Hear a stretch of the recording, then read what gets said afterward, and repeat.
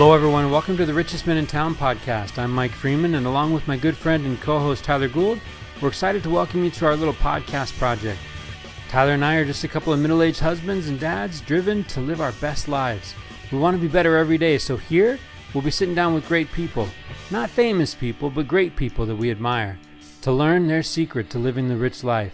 Probably not the rich life you're thinking of. Our guests come in humbled and surprised at the invitation and hopefully leave feeling proud and grateful, realizing just how good they really have it. So pull up a chair, stay a while, and raise a glass with us as we toast our guests to the richest men in town.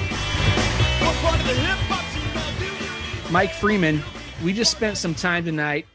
Season 5 is now fully underway. We're rolling, man. We're rolling. We're rolling. We spent some time tonight with your friend Nick Webb. And I gotta tell you, you know, he didn't disappoint, props, right? Yeah, it was a lot of fun and a lot of depth. I really loved the conversation that we had with Nick. What stood out to you and what made you think Nick would be a good fit to come on this podcast? Okay, so as the co-host of a podcast called The Richest Men In Town, right? I'm always looking. And I'm always thinking about who makes me better when I'm around them, who has that ability to speak up and be listened to, right? Even be more importantly, in like tumultuous times, who might bring that peace giver, and that's Nick Webb. When I think of Nick as a builder of community. I think of him. I've got to know him on a couple of different levels. He's a parent of 2 twin boys, relatively new parent, right? I think his boys are 6 years old, so he's learning a ton of things through that. But I think that he's just he's doing it right. You know, he's doing it right, and he listens more than he talks. But boy, when he does talk, he is powerful. And I just needed to get him in this setting so that I could figure out what makes Nick Webb the guy that I admire, right? Who has influenced him? What experiences has he had that has taught him some of the things? And how can he teach me those things so I can be more like him?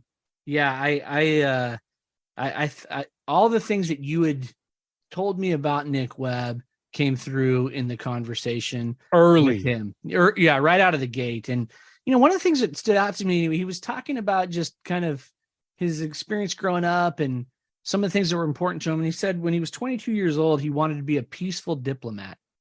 I thought, man, what was I thinking at 22 years old? I loved that. I loved that thought. And and it comes through in the things that his outlook on life, on people, and on his family and on his community, that idea of peaceful diplomat is woven throughout all those things. Well, I think the idea of when you pick up one end of the stick, you pick up the other end too, right? In life early, he wants to help young people. Yeah. And that becomes, regardless of his career changes and who he works for, the theme is young people, and not just working with young people. I love when he says, I found out I had a power. Yeah. I had a power to help people become their best self. Yeah. Come on. Yeah. Get on my podcast, right? Let's go. Yeah. No, it was a fun time tonight. I mean, look, the bonus minutes of this episode, after we say goodbye to Nick, we spent probably another 25, 30 minutes together. And the conversation was great. I won't divulge everything that we talked about, but it was a lot of fun. And, just needless to say, there's more coming from Nick Webb on the Richest Men In Town podcast. That guy's got to come back. He's got to come back. It was a lot of fun, Mike. I appreciate you. I'm grateful for the opportunity that we have to be together on Richest Men In Town, and for me to be able to meet some people that have impacted your life. Well, you know what? When he says so Richest Men In Town, some things he says is so RMIT. When he says we build a relationship, we win. Yeah.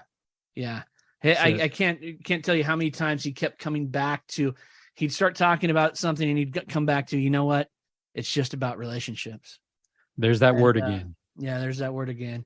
And look, I feel blessed because tonight, on some level, I felt like I was able to create a relationship with Nick Webb, and I'm grateful to you, Mike Freeman, for the introduction. Grateful for this this outlet that we have to share Nick Webb with the world and with Tanzania, for crying out loud. They Feels need good. some Nick Webb. They need them, and they're going to get them. It's coming at you, Tanzania. So enjoy your time with Nick Webb on the Richest Men in Town. Let's dive in, man. Let's dive the freak in. Richest Men in Town. Season 5, dude. is rolling. It's rolling. Yeah, we had Tony Beckstrom kick it off, right? And it's Tony, funny I don't know if you because- checked the numbers, man. Tony's kind of blowing up. Is he really? Like the whole town, whatever town he lives in, props to all that town, because they're lighting up our downloads, man. Well, I mean, in all fairness, I think there was 76 people that lived in that town. So, you know. Well, hey, throw a 1 on top of that, and that was his opening couple days. So there hey, you know go. what? I Tony deserves all of that, right? All that love that he's getting, he deserves it, because he's a good dude. No, that was fun. It was a lot of fun. It's kind of funny, right? I've had a lot of people reach out saying, "Hey, what is going on with Richest Men in Town? Like, you guys climbed under a rock? Is everyone okay? What's happening?" And the truth of the matter is that you and I have kind of been in the lab for a few months. We took a few weeks off. We've been in the lab. We've been working out some new things. We've actually got some new formats coming in the future. We've got some exciting things happening. So I'm pretty psyched about what season 5 has. I mean, our calendar is booked for months, and I'm excited what we got cooking, man. Yeah, it's good to be missed. You know, maybe that was the part of the strategy too. Is like, hey, let's see if they can live without it. And turns out they can't. Right? That's right. Yeah. They can't. They can't, man. It's good to be wanted, Tyler. That's true. I agree. So anyway, I'm glad to be back with you. You know, back in the saddle. So yeah, kids are good.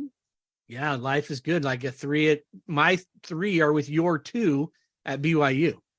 So Freeman Goulds are running through Provo, and yeah, man, I saw a little Sunday dinner, man. It just warmed my heart. Yeah, I saw the same thing, and I thought, man, I wish I was hanging out with those kids. Actually, I'm a little bitter right now. Yeah, exactly. So yeah, but everything's good, and it sounds like things are going good for you guys, and it's just life is good, man. Like, it's good to be back. It's good. It's good. Hey, so tonight we do have a guest. He's my friend. He's going to be an instant friend of yours. I think he's going to be one of your favorite people. It's weird that we got these lists of favorite people that we've never met in person. Yeah. Hey, tonight you're going to add Nick Webb to that list, brother. You're going to love him. Awesome. I'm excited about it, man. When someone tells me that everybody either knows or wants to know Nick Webb, sign me up. I'm ready. I'm ready, man. Yeah, all good things. Anytime I kind of lift up the lid on something good in my community, find out Nick Webb's involved. Oh, that's awesome. That's awesome. Well, I want to hear. I got to learn something tonight. We've had a bit of a hiatus, so I'm ready to have my batteries charged, man. And we'll let Nick do the charging. So, but before we let Nick in the doors, you were throwing some things my way this tonight, and I didn't respond to all of them, but rest assured I did read all of them. And well, hey, so we have this question, and sometimes, like, okay, people need to understand that when we come to these things, we get prepped. You know what I mean, Tyler? Yeah. This isn't just roll out, right? Jump online and talk to my buddy. We've got preparation behind this, right? Oh my gosh, yes. hours and hours of preparation. But anyways, one of the questions that we sometimes have on our list of things to maybe run by guests, but sometimes we don't get to this. So I just thought there's this question: if the notion of failure was not a risk, what would you go do, right? What would you go after? What would you start right now? And the novelist Paulo Coelho, Brazilian guy, taking action, says this: one day you will wake up and there won't be any more time to do the things you've always wanted. Do it now. My question would be, what's the it? Right? Man, when you hear that quote, mm-hmm. It's almost like boom, like your subconscious brain, right? Yeah. One day you will wake up and there won't be any more time to do the things you've always wanted. Do it now. Yeah. What would be that it? That's interesting, man. I don't know. Like when we're reading that, like my mind was sort of populating this list, and it's a lot of it just has to do with like in my we do a lot of talking in this world, and not as much doing as we should maybe. And I think it made me think of people and relationships. It made me think of working on some things on myself and working on some relationship with people that I love. And and at the top of that list is just, I think, finding a way to enjoy every moment with the people that you love, right? Because it's interesting, right? I find myself getting distracted all the time. Like I'm distracted, 100 different ways. And then when I have those moments of quiet where it's like Ricky and I, and we're just kind of talking, I'm like, yeah, this is what it's all about right here. Just this connection. Right. So, hey, on this people note, I'm going to get super vulnerable. We're like, 5 minutes into this thing, and here we go. Yeah, let's do it. I don't know if you're a dreamer, Tyler. I am not a dreamer. I don't dream and retain what I dream. Okay. The other night, I will never forget this, man. So I got a friend, he's struggling, going through it, right? Honestly, I reached out to him, and the struggle, like the thing he kind of threw back at me was pretty big. And I was like, I got to process that. Yeah. Yeah. And I literally, in my response to my friend, said, I got to process that, because the thing he threw back at me, like, changed the way I have him in my brain. Right. So not getting into details, but it was like big change. Right. And I shrunk. We talk about shrinking all the time and how we're afraid of shrinking. Right. I shrunk, and I was like, I got to process that. That's a lot. Basically, like, left him hanging. Yeah. That next night, actually early morning, I woke up 4:00 in the morning, and I'm up. Yeah. And I literally grab my journal and I go into my living room and I just start writing.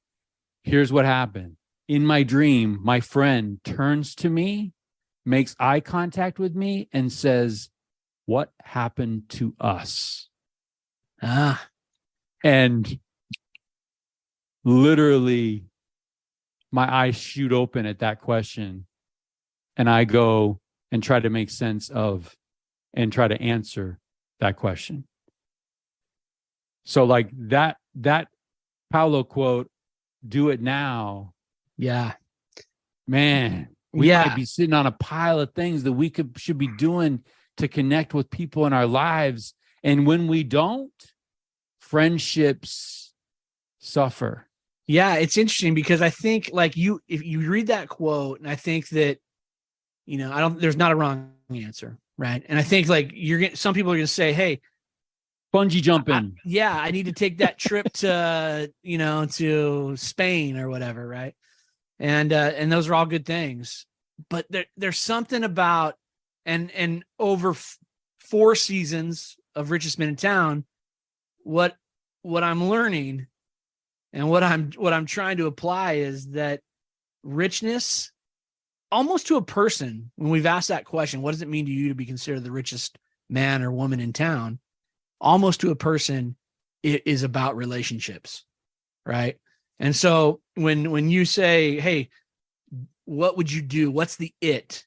To me, that's where my head goes right away. Is I have relationships that I value, that I'm invested in, and I have some that I've let the weeds grow around. Yeah, okay. So here's the thing, right? Like I find that my EQ, I think it's like emotional IQ, maybe, right? Richest Men in Town has really helped me, I think, enter my life and try to look at relationships. But I think every once in a while, you got a blind spot. Oh, for sure. That weed's growing around, right? Every once in a while, there's somebody that you haven't connected with that is struggling. Yeah, yeah. And maybe, just maybe, they'll haunt you at 4 a.m, right? And you wake up and you got to do something about it. I'm curious, Mike Freeman, when you get out of bed and you go to the living room, you sit down with your journal, are you analyzing the question that he asked you? Oh, bro, pages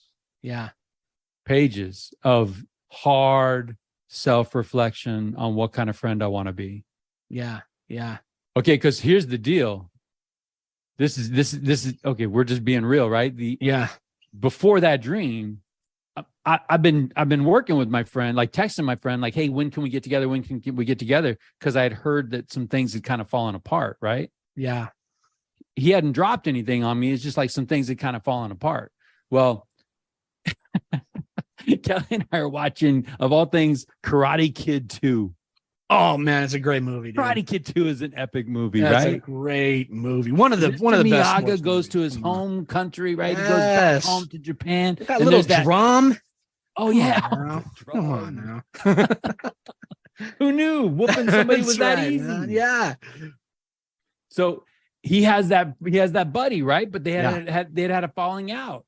Right. And there's this one dramatic scene where Mr. Miyagi, you can cut all this if this isn't making any sense. But Mr. Miyagi talks to his buddy and he's like, and he looks at his buddy and says, "What happened to you?" Yeah.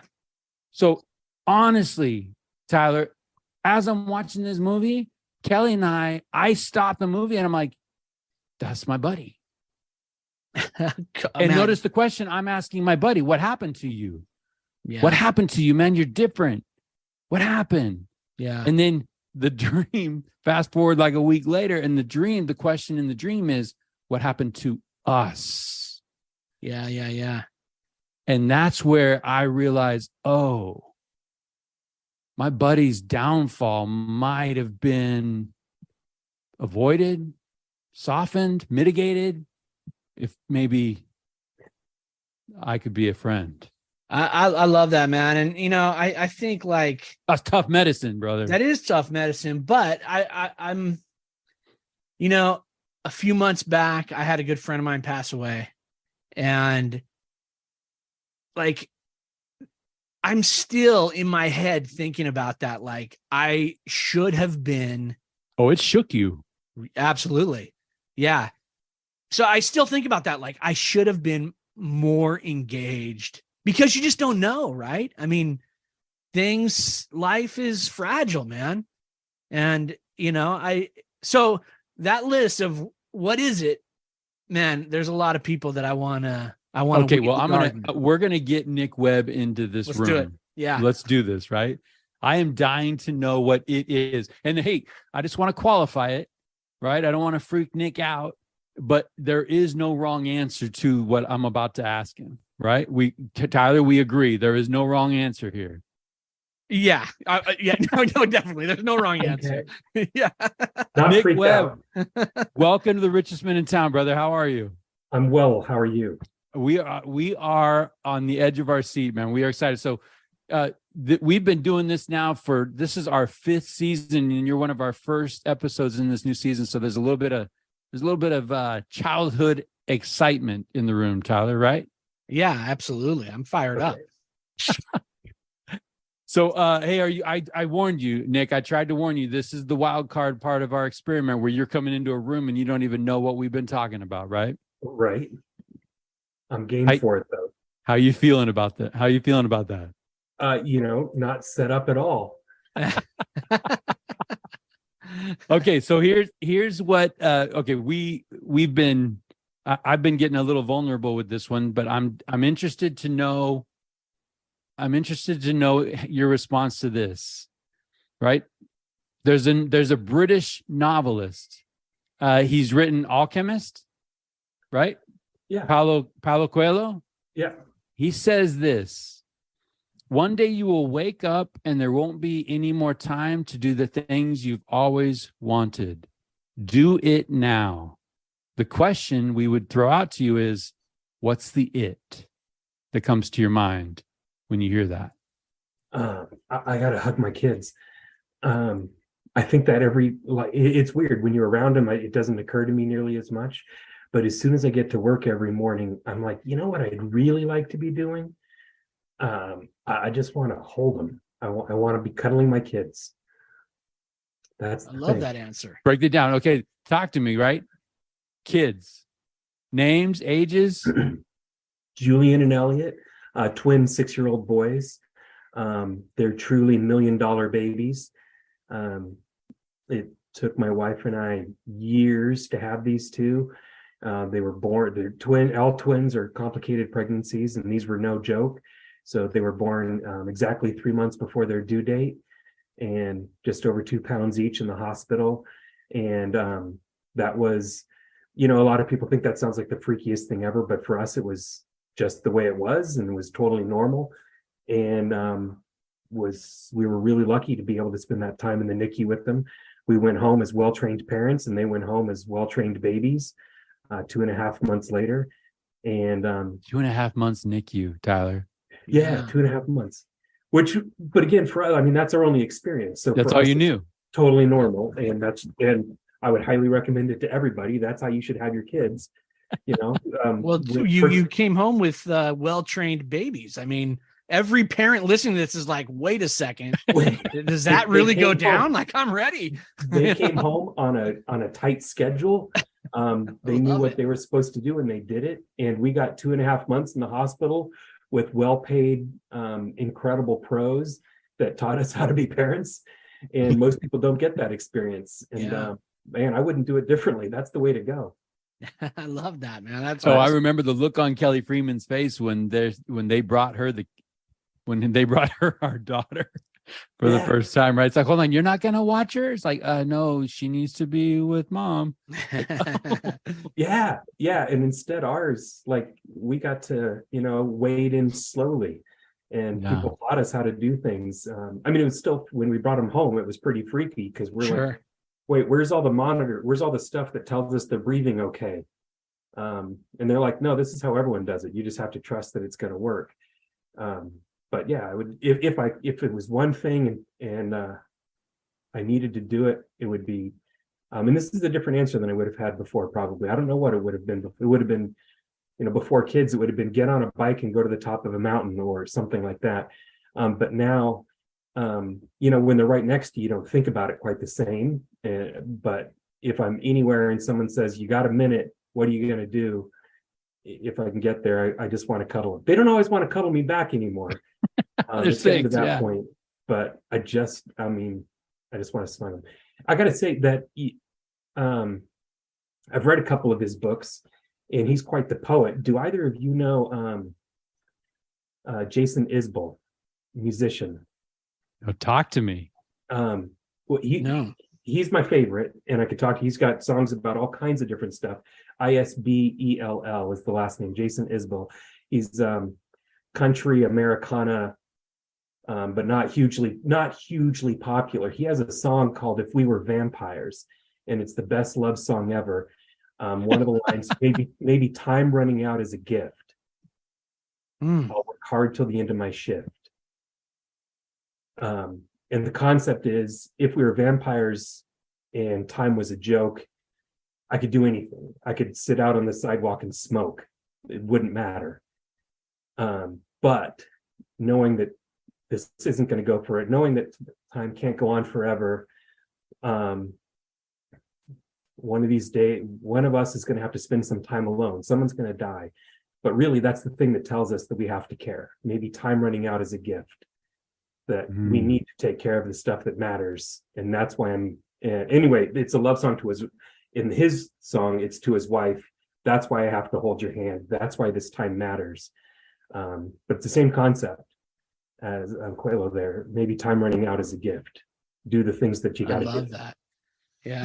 So Tyler Gould, meet Nick Webb. You know what I'm saying? Hey, Tyler. Hey, Nick. How are you, man? Good. I like the guitars in the background. Hey, thank you. I'm thinking Tyler and Morgan Jones say, man, you guys go deep fast. Like that might be the quickest, deepest, Nick. That and I love that. I love that entry. So well, can we dig in that a little bit more? Let's dig in that dirt. Because I love that idea of, and Mike and I were talking, so if you would have asked that question, what's the it that you want to do, right? There's and we said there's no wrong answers, right? You'll get all kinds of answers. Maybe someone says, hey, I want to go to Spain, or I'll bungee jump, or whatever that is. And maybe it's because I do feel like I can see the clock ticking, and that answer becomes about relationships, right? Like my kids, my friends, family, right? All these people that I was telling Mike, there's probably some relationships that I've let the weeds grow up around that I need to, get in there and kind of prune the garden a little bit and rekindle some things. So I'm curious for you, when at what really point, quick, Tyler. I just want to put an asterisk on that, because what you're saying there, mm-hmm. that is a low effort, high yield thing. For sure. Right? When you go back to that relationship that maybe we've neglected, it won't take much to bring life back to that. Right. And so I think in life, anytime somebody can come to you and say, hey, here's a low effort, high yield thing that you can do, like, duh. Yeah. Right? Pick up the phone. Right. Like, let's reach out. Let's have lunch with that friend. Let's figure some things out. Right. I mean, I think that I just want to qualify that, because I don't know why sometimes it might feel scary. It might feel scary. For me, the thing is, it doesn't feel immediate, because that time's not running out. That's where that time running out is a gift, because it makes us do that thing that Tyler says maybe I should do. Yeah. What if when we ran into someone, there was a timer above their head, and you would just be like, oh, I got 15 more years with that person. Whoa. This is my chance. Yeah. It's just going to go one or two ways. You're going to say, this is my chance, or cool, I'll call you in 12. I gotta go. True. Right. Yeah, but I'm just curious, like, at what point is this a function of me becoming an old man, where I'm thinking about all these relationships as opposed to bungee jumping? Like, what makes the shift into relationships being the priority? Well, I think Nick nailed it. The second you hold that kid, right? The second you hold a kid, everything changed. Hey, by the way, Tyler, Nick Foot, his brother, just had a kid. So Chase Foot, shout out to you. Today had their first child, right? The second that you hold that, I think stuff, it becomes real in way different. And then I'm hearing even crazier things down the road. Well, I feel like there's like this ripple effect, right? Like, I feel like because I can remember holding my daughter Sydney when she's really small and pushing down the street on my skateboard with her in my arms, and my wife thinking, it's telling me to stop. But being sort of in that moment of like, this is the most precious and important thing ever. And as my kids have kind of grown and they're in college and they're doing their thing, and we're, I love those relationships that I have with them now. But now it's like that ripple effect has kind of reached out to other areas of my life and other people that aren't my immediate family, just people that I know and I love, and I know that I should love more. Does that make sense? Mm-hmm. Yeah, it does. My kids, I've said this before, have completely ruined my life, because I was too old when I had them. I was 40 or 41. I'm losing track. I was 41. And I thought I knew what life was about. And they came in and had different ideas, and priorities changed rapidly. Right. The number of friends, of tight friends that I see regularly now is a small fraction of what it was before they were born. But those relationships are still important. And to your point, like, I need to recognize that and make the 5 minutes to touch bases. Yeah. Those priorities changed real fast when they were born. I did. I'm into bike. I like riding bikes a lot. Before they were born, that's really what I did. So one way they ruined my life. Like, I used to be, I was fat, but at least I was fit fat. Now it's just fat. But I had ridden a bike every day for over 4.5 years. And then I got a call from my wife, and she was headed to the emergency room, and something's weird. And I went to the emergency room. Yep. Didn't ride my bike that day. Didn't ride my bike the next day or the day after that. And but the biggest thing I had in my life before my kids were born was I got to ride my bike every day. Yeah. And the coolest thing was I've got this streak. I can't break the streak.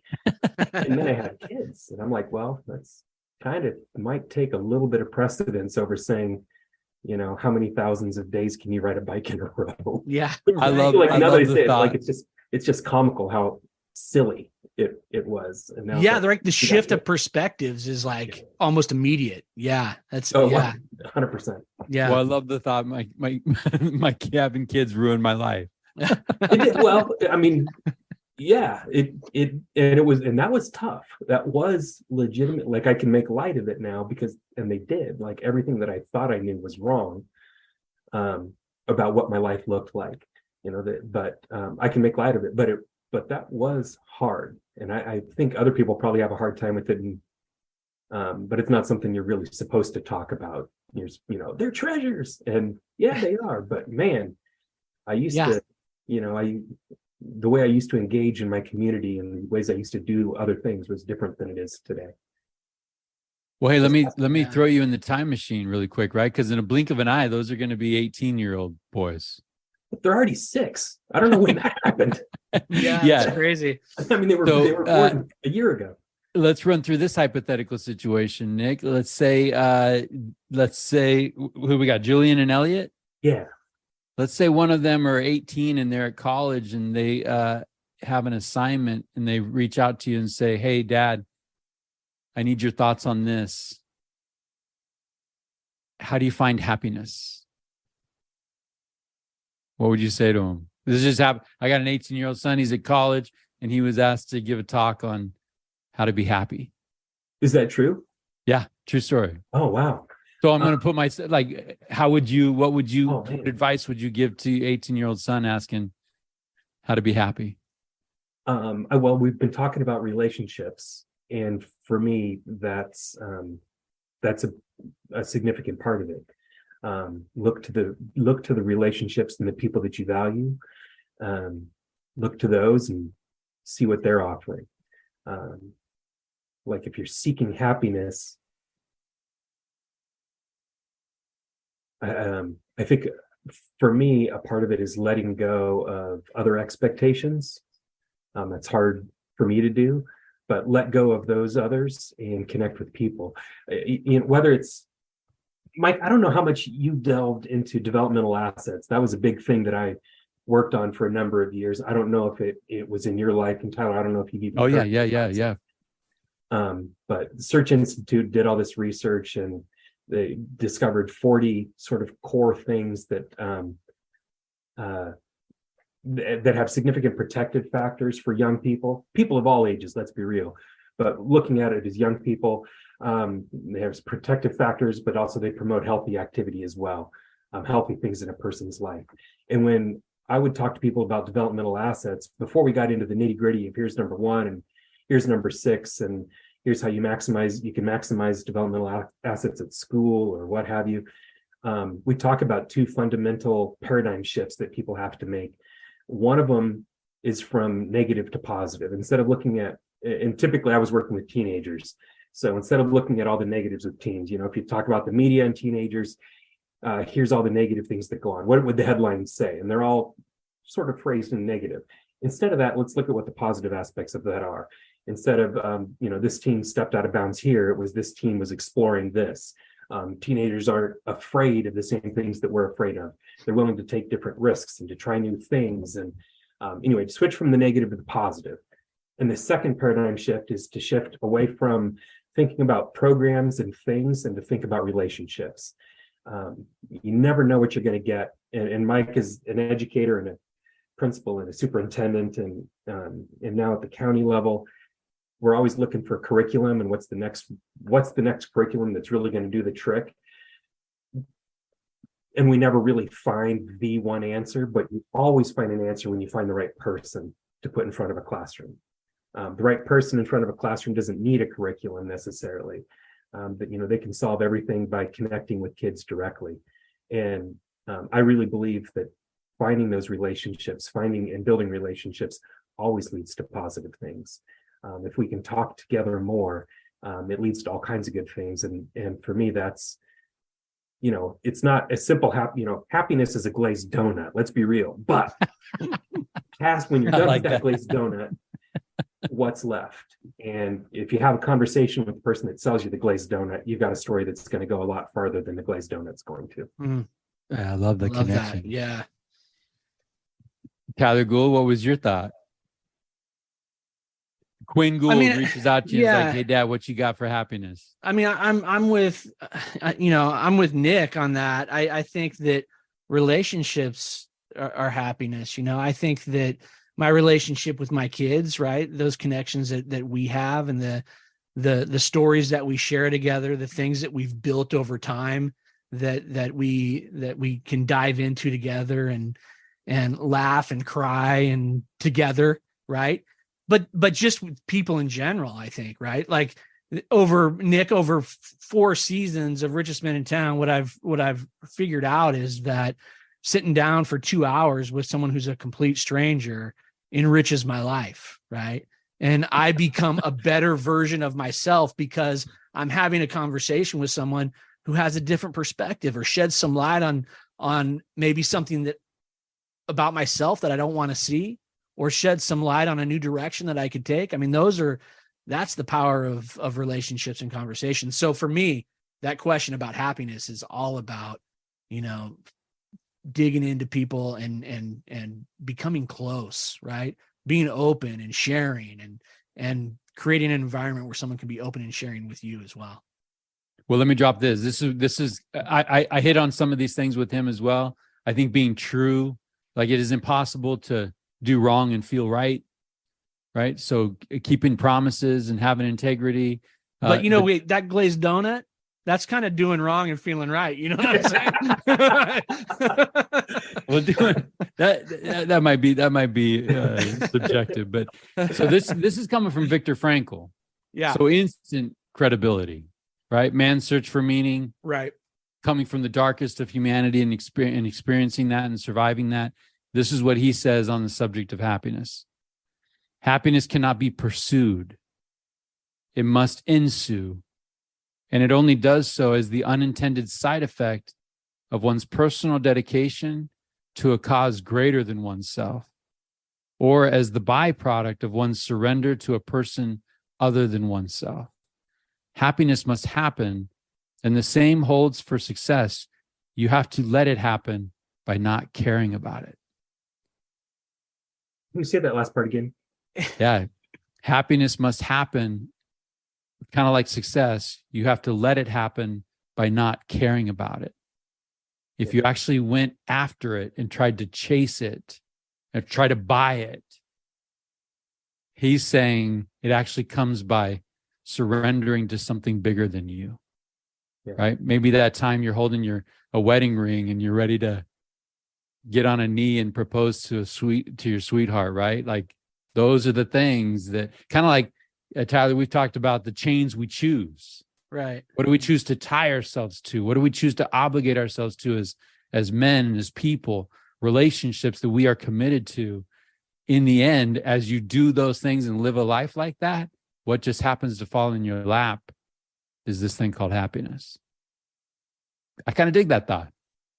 No, I liked it. To be honest with you, I had to read it 2 or 3 times because it sort of made me, I had to rethink some things there, right? Because that idea of not pursuing and surrendering, I think is interesting, right? Because I can tell you, man, I've been in the pursuit, before. I've been in the thick of the pursuit, of trying to be successful or, whatever that looks like. But what I really connected to in that quote was the idea of being connected to something bigger than yourself allows you to find happiness. And you think about going back to that idea of relationships. I mean, I think it's the same thing. Like the relationships that we have depth in are relationships that we're not thinking about pursuing a goal in that relationship. Right? And you're not thinking about self in those relationships. 100%. Yeah, 100%. Right? You're all in on the well-being and happiness of another person, and boom, there it happens. And I think in that pursuit of happiness, sometimes we can get lost. For sure. Right? We're running by kids to hug on our way to chase a ladder up a wall that isn't even happiness sometimes, right? I think Viktor Frankl might be onto something. And Viktor Frankl's got a whole different perspective on things that I can't fully wrap my brain around, you know. So he's right. But I love what he's saying. I think it comes down to when you lose yourself, you find yourself, right? When you lose 100%. Yourself, it's easier to find yourself because there's more of you to find. Yeah, I love that. We talk about service all the time, Tyler, right? Losing ourselves in the service of other people might be a kind of a cool way to find happiness. Yeah, yeah. Or a Slurpee on a hot day, you know. Yeah, it's not a bad thing either. Although that's another one of those doing bad and feeling good kind of deals. You know? Hey, I've been sharing pictures, man. I've been on my stationery, man. I saw the picture, man. We might have a little streak going because we got a little chub club, and I reached out to Gavin Spencer, and we had a little vulnerable buddy moment where it was like, "Hey, you feeling chubby? Because I'm feeling chubby." He's like, "Yeah." What are we gonna do about it? So I actually had to postpone my run to tomorrow night because you set Gavin Spencer, right? You set him like he's on a dog with a bone. Yeah. Right. And he's at your door, like, let's go running. So Nick, thank you for getting me out of a cold night run. So I appreciate it. I don't know that about Gavin. I know he's an amazing guy. Yeah. He's a member of the Richest Men In Town Club, one of the OGs. Like, yeah, he's maybe single digit episodes. So yeah, so you're in good company. I want to get some feedback on this quote, Mike, that you sent over. Okay. And Nick, I want you to weigh in on this first. All right. This is yours. I'm going to tee it up. This is easy. I got to tell you. No, I'm just kidding. So here it is. It says, nobody is born with a style or a voice. We don't come out of the womb knowing who we are. In the beginning, we learn by pretending to be our heroes. We learn by copying.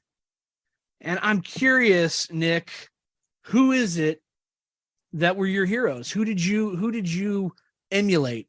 Who makes up who Nick Webb is today? My first thing was to go to the funny, and that was John Lovitz. I remember thinking, like, man, I would be so great if I could be John Lovitz. I think later in high school, but that was very brief. Very brief. I had some really cool models when I was growing up. I a lot of strong women in my life, and my grandmother is chief amongst those.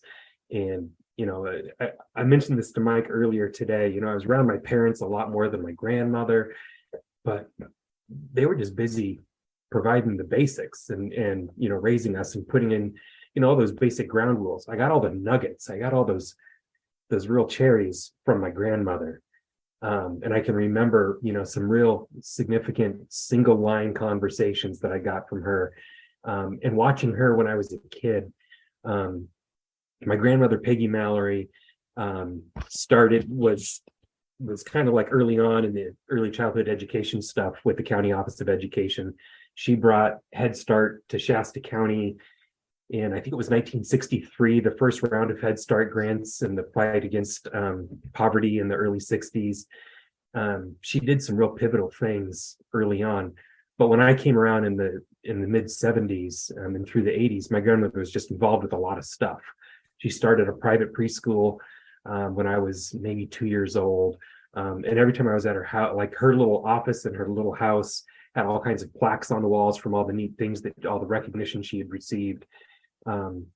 And she's one that built in me, like, we should do stuff to give back. We should be involved. You know, I lost track of all of the different boards and things that she was on. And my grandfather as well.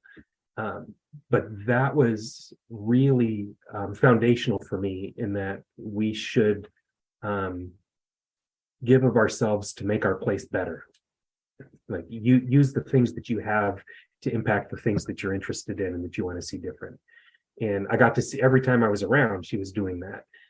You know, it was always, she always had time for us, but it was just part of life. It was just part of conversation of, I have to finish this newsletter for Parents Anonymous. There's this meeting coming up later that I'm doing.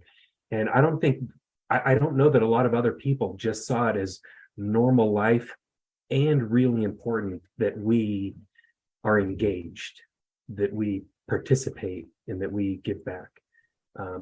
My grandmother was huge on that, and she was like the central part of our extended family as well. I mean, there was dinner at grandma's house almost every Friday and most Sundays as well. And every one of her she had 6 kids, so she had 6 daughters or sons-in-law as well, and each of them looked at her as like a primary parent as well. She was just kind of that person. I love that idea. I love that idea, Nick, of single line conversations. Yeah, well, I imagine you guys have this too. Like, I remember the line that my grandmother told me. I remember when she said, and it's not always the stuff that you'd think, like, maybe that's not the advice that you'd want. I remember when she said, I've always found it's a lot easier to make a little bit more money than to want one less thing. And I was like, yeah, okay.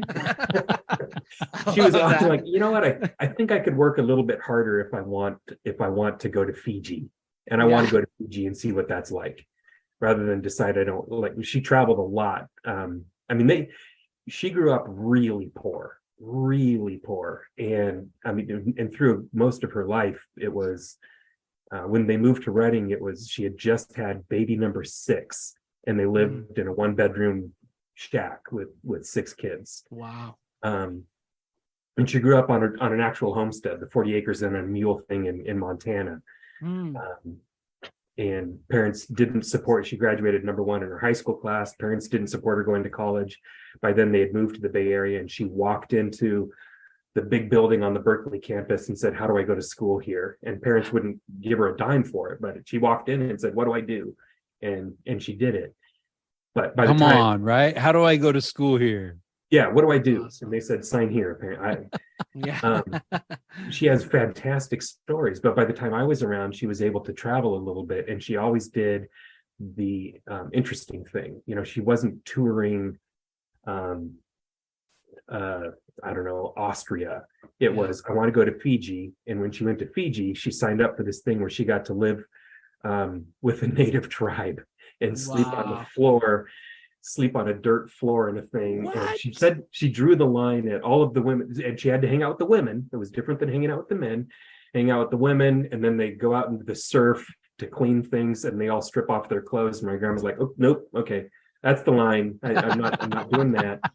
But this was, and then in the 80s, that's the line. Yeah, in the 80s, went to China to tour preschools in China. Wow. And this is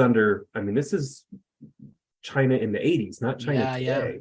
Right. And toured preschools in China to see how different places treated early childhood education. She did just neat stuff, just neat things. So how does her model fuel you today? Well, it's sort of just become part of what I think is how we do things. We're supposed to be engaged. We need to be engaged in our community. So do things in the community that you think make it the place that you want to be. So I've been involved in a couple. I'm on the trustee for SCOE, youth. I've been involved in Youth Options, a local nonprofit that does restorative justice for young people. I told Tyler before you joined us that pretty much you lift up the hood into anything happening in Shasta County community, someone's going to know Nick Webb. People know, but you know what? When I tried to say, here's all the things I'm doing now, the list has gotten shorter because I have, right. It's a lot shorter than it used to be. But I've been involved in Leadership Reading forever. I'm not a really good joiner, so I'm not in Rotary or Lions.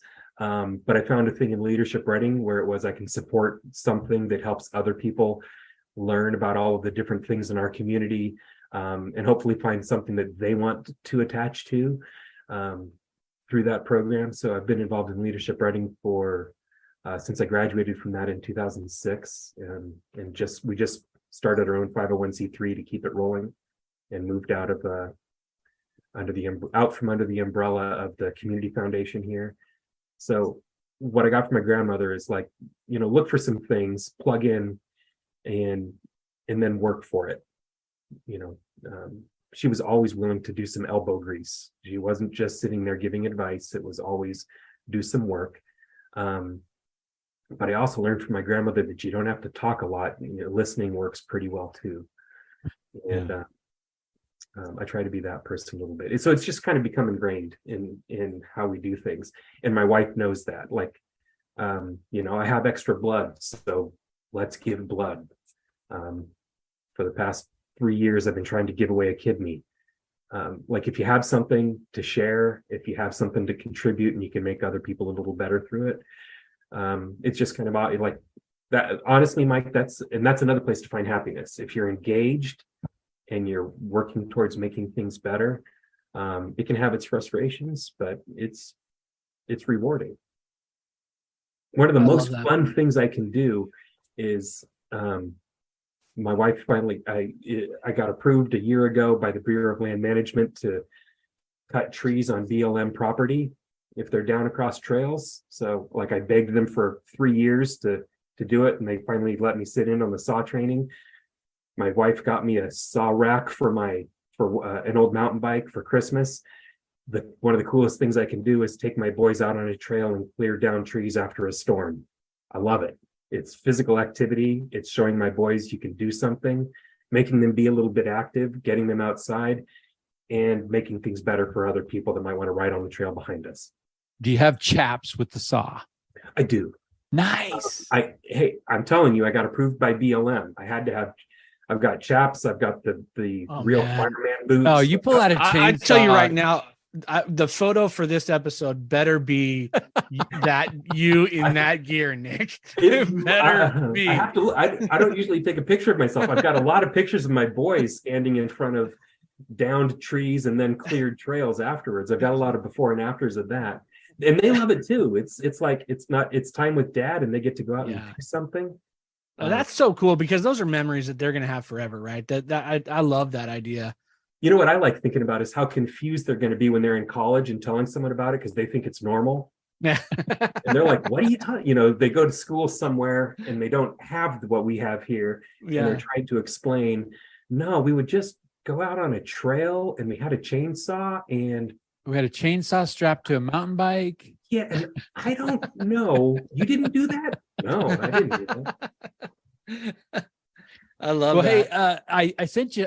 I'm sorry, Tyler. I've been sending you all kinds of things, but like this idea of the future being ridiculous is intriguing to me, right? Like, the present I went to this. Is pretty ridiculous. I mean, what's that? Anyway, so the present is pretty ridiculous as well. But so I go to this conference last week, and the theme was fast forward, and there was a lot of trying to project out what our future might be and how we might be able to build some future ready systems. And, if you think about it, like we get in the car, as a kid, you're told, don't talk to strangers, don't get in the car with strangers. And now Uber's here and we do that all the time. Yeah. You probably, I don't know, Tyler, you might've been a Blockbuster guy. Love right? Blockbuster, man. Yeah. Right. And now Absolutely. there's like one left, and Netflix is like dominated the media and entertainment. And that was probably at some point ridiculous. So, Nick, as we think about you as a kid, what was it that Nick Webb as a kid was dreaming about doing? What was that life that you were thinking as a kid? Growing up, I'm gonna be this. Well, I know early on, like as early as it gets, I had a plan. And it was I was going to be a truck driver. My plan when I think I was about 5, because I have pictures that I drew of a truck. I was going to be a truck driver, and I was going to have a semi truck, but it would have no pollute. My mom told me I would say it was going to have no pollute. I don't like the pollute. and I was going to have 3 trailers on my truck. One of them was for my mom and I, because I've taken her with me. Of course. And one of them was for me to be a chef. I was going to be a chef in another trailer, and a third one, I can't remember what my third occupation was. It might have been for our dog or something like that. But I was going to have a truck with no pollute and 3 trailers. That was my first plan. But I graduated from that pretty quick.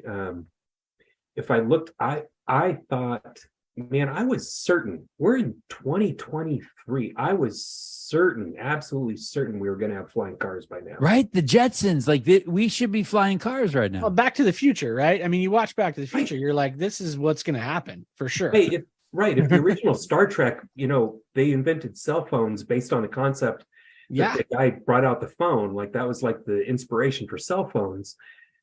Shouldn't we have flying cars by now? I was absolutely certain that we would have like heliports in the backyard. Now, it didn't occur to me that like that's only going to be, the 20 richest people in the United States. But yeah, I think Jeff Bezos has that actually he probably in his backyard. Right. That's interesting.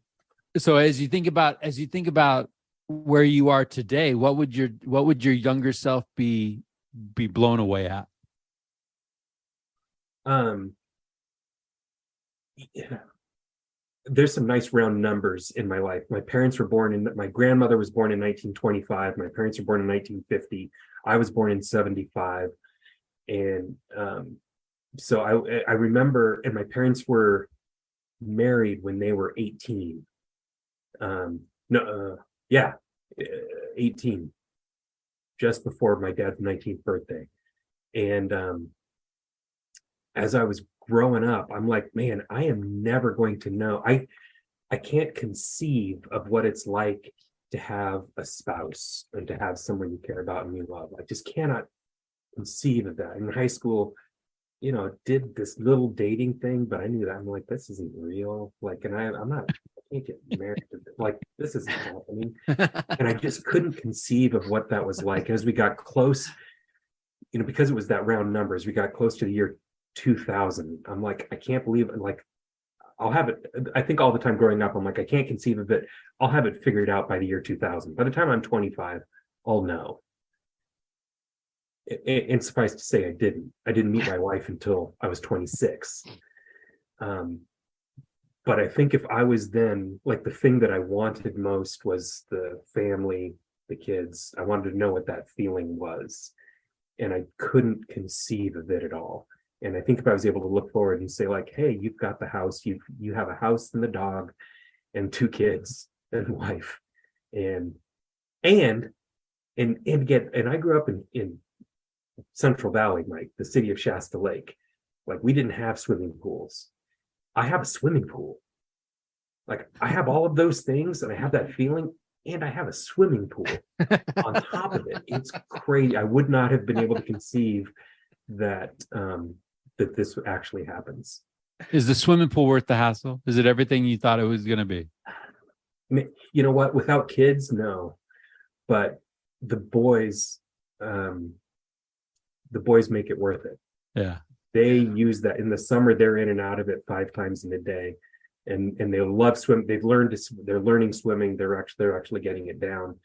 But without them, I don't know, man. It's a pain. Okay, Nick. Hey, this is the part where you need to get this next part right. Right? You talked about finding your wife. You're 26 years old. Break it down for me. What's her name, and how did she enter your life? How did you meet her? I got really lucky. I mean, I think we can always say, all of us could say that, but I really didn't see it coming. I was involved a lot with this program called Youth to Youth. Started doing that when I was in high school. I'm going to make this a long story, Mike. I'm sorry. Yeah, okay. It is your life, brother. High school. It's kind of the substance abuse youth leadership thing when I was in high school, and I always thought, like, it's going to end high school. Okay, I'm done with my involvement. And then talk about those hinge moments. I think is one of your things. My friend Kim Ziss, now Kim Keller, called me when I was a freshman at Davis in like 2 months into college and said, hey, she was the one that put on these conferences throughout California for this program called Youth to Youth. And she called me and said, hey, we're looking at doing a different model. And instead of just me doing the youth training and bringing together the groups of high school students at each of these communities throughout the state, we think we're going to bring in a core of like 5 or 6 college students. And I'll coordinate the whole thing, but then each of you will be helping with a group of high school students. Would you be one of those? And I was like, okay. So the thing I thought was over actually had just begun. So I was one of those college kids that helped her for 2 years. And then she said, okay, we need to do this a little bit differently. I need a co-facilitator to put these conferences on throughout California. Will you be my co-facilitator? And then we'll have a group of college students that works under us to put these things together at these weekend conferences. Okay. So I did that, and it was amazing. I'm like, man, if someone offers you $50 and you can sleep on a floor and free food for a weekend, and I'll buy your plane ticket to, Ontario, California. Oh, beautiful Ontario. Beautiful Ontario. I don't know if it's been, their airport's huge now compared to what it was. Yeah, right. But I loved it. I probably did. I think we were at, 10 or 12 different communities a year. Nick, that just happens to be our sponsor, the City of Ontario. This episode is brought Tourism to you by Ontario. Gorgeous airport, guys. Gorgeous airport. Gorgeous. So I always thought it was going to be done. And then I graduated college and thought it was done again. And I got hired back here in Redding, where I grew up, with a nonprofit, being as their second full-time employee, running their Friday Night Live / youth to youth programs that I had done when I was in high school. And again, I thought when I'm done in college, I'm going to be done. And I wasn't done. I was just getting started. And I was married to my job. That's all I did. I never took vacation. And I loved my kids. That's what I lived for. And finally, my boss said, you've got to take vacation, or you lose, like you've maxed it out. Like you're not doing it. You have to go and take vacation. Well, every summer we would go to the Youth to Youth International conferences. There was one in LA called Western States. There was one in Rhode Island called Eastern States, and one in their home base in Columbus, Ohio, their international conference. And I always did their youth training for the one here in California. In the summer, we would take 2 busloads of kids here from Shasta County down to it. And at that conference, finally, I'm like, hey, like the guys on their core staff, hey guys, I have to take vacation. What should I do? And a couple of ladies that worked for the Ohio organization said, we've got a trip planned to France. You should jump in. We've been planning it for a year and a half, but jump in on it. So I did. And then my buddy Ty, the lead trainer, one of my best friends, said, maybe you should come back to Rhode Island to our conference. Use your vacation to come back to the one in Rhode Island and work that one too. And he called me a couple weeks later and says, yeah, done deal. We'll buy your plane ticket if you come back, and we need some people, come back and work it. And that's where I met my wife. So she was volunteering. She had done the same thing when she was in high school, involved in the same thing, but in Rhode Island, where she's from, Narragansett, Rhode Island. And she was volunteering when she was in college there. And I just went there to hang out and help them run this conference. And I met my wife. I never would have talked to her if it wasn't for my buddy Ty Sells, lead trainer for Youth to Youth International. And I never would have talked to her, except that it was on the other side of the country, so it was safe, because I'd never talked to her again. But feeling bold, West Coast kid on the East Coast. Yeah, nothing to lose. I get to walk away when this is in 3 days I'm going home, and that's fine. And my friend Ty, we're sitting there after 3 days of the pre-conference stuff, of the staff training, working with high school students. Before all of the participants come in, 1,000 kids show up to do these family group activities and things for the next 5 days, 4 or 5 days. We're doing the celebration dinner with all of the youth staff, and Abby, and my wife Abby, and her best friend Emily walk across the room, and Ty's like, hey, what do you think of my East Coast people? I thought you'd fit here. What do you think? And I'm like, they're great. I love it here. Everyone's cool. They talk differently than I do. Bubbler, wicked. And he's like, really, you like them? And I'm like, I do. And he's like, who do you like? And I remembered Abby and Emily's names, but I'll be very honest with you, Mike, I didn't know which one was which. And as they're walking across the room, I'm like, Abby, that's a hazard. Those two are great. And he's like, they're great, you say. How great? And I'm like, really great. And now it's just, I got lucky that I was an idiot. And he's like, is there one that's better than the other? I'm like, Abby is the one. And he's like, yeah, and I think I said, he's like, you like her? And I'm like, yeah, what did I say? I think I said she's hotter than bread fresh out of the oven. And he goes, and he just kind of looked at me, and he looked over at them, and he goes, hey, Abby, come here real quick. And I'm like, no, don't do this. And I didn't know which one she was, but I'm lucky that it was her, because her friend Emily, that's not happening. I know her better now. But Abby walked over. Ty said, "Hey, my buddy Nick here said that you're hotter than bread fresh out of the oven." And I'm like, "Oh my God, I've never said anything like this before in my life. I'm gonna get slapped." I'm just like, what is happening? And she just looked at me with this look of pity and said, "Did you say that?" And I think I kind of went, "Yeah, I did." And she sat down and talked to us for the next 45 minutes. And against everyone's better judge, she's so much better than I am. I think I touched bases with her once or twice through the next year, and then I went back to that conference again, and she was there volunteering again, but only for one day. So I talked to her, touched bases with her like a week afterwards. I hung out with her best friend from high school, this guy named Kevin, and I'm lucky for that because he helped me build a foundation. And that was in late July, and by Thanksgiving we talked every day on the phone for, I don't know, the next year and a half. Wow. And we would never have gotten to know each other like that if we hadn't been on opposite sides of the country. So that, Tyler Gould, is a dictionary definition of hinge moment. If Ty does not say, "Hey, Abby, come over here," none of that swimming pool, dog, 2 kids, chaps. Yeah, none of that. But none of that happens. Hey, I want to just kind of want to dig a little bit into, okay, the high school scene when everybody else is doing what everybody else is doing. What got you into substance abuse prevention and working youth to youth? Because that's not a typical path. That's kind of the path least traveled. It's not, and it wasn't. I didn't really hit that until I was a junior I was a junior in high school. It was in November, and my buddy Wayne Sigmund, that was the coolest guy in school. I should ask him about this if he knows why. But as juniors, neither of us drank. We were the clean kids, but everyone thought we were the weird guys. This is 1991 or something like that. And my buddy Wayne was really into The Cure.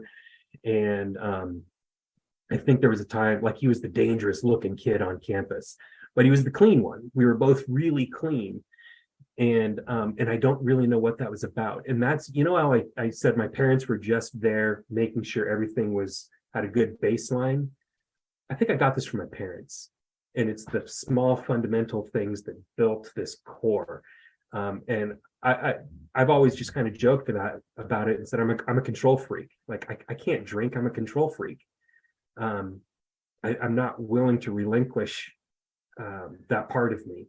Mm-hmm. And I'm nervous of it. Like, I just can't.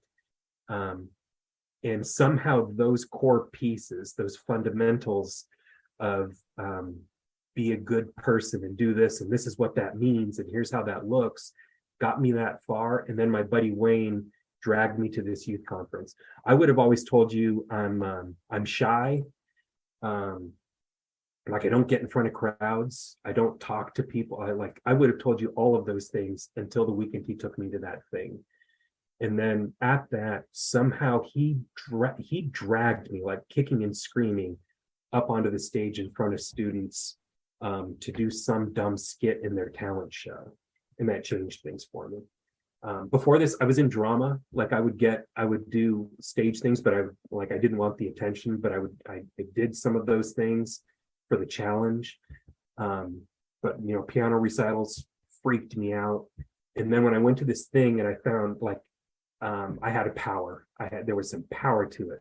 I can help other people find themselves. I can encourage people to be their most authentic person. I can help people be better.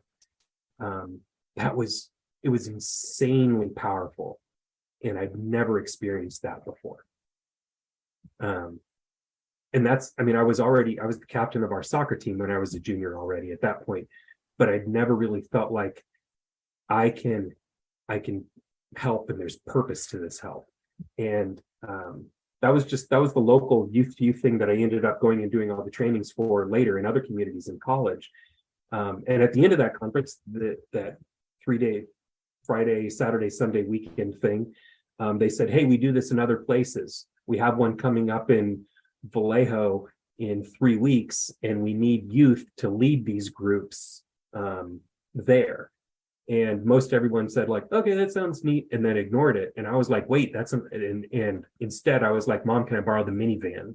And I recruited 3 other people to go with me, and we went to hardcore inner city Vallejo, and I spent Friday hanging out with these people and doing the youth training, and then I got to be one of the leaders for the Saturday Sunday thing, and that was I found some power, and it was, I don't know about intoxicating, but it was something like that, where it's like I can have an impact on people. And from then on, I was able to say other reasons that I was involved in stuff, and say other reasons that I'm like, I don't drink because this. Before that, before that, I'd been to drama parties, and I had, I remember I had a friend whose mom and dad were alcoholics, and we could hang at her house, and everyone else is drinking, but I'm not. I remember her dad coming in being drunk and punching a hole in the wall. I remember the cops coming and everyone hiding in closets. I was there. I just wasn't drinking. I was the guy that would like, let's take care of other people and get them home, but I couldn't tell you why. Mm-hmm. I remember pulling someone that had passed out face down in a hot tub. I remember pulling them out of the hot tub. I had all these, and I'm like, I don't want to be that. So there were reasons not to, but I don't know. I can't put my finger on where it came from. Well, and like early on, so that love of helping young people, yourself being a young person, but as you grow older, I mean, that's never left you, right? Like your career path has been working with youth and helping them be their best self. I kept thinking it was over, and it's not.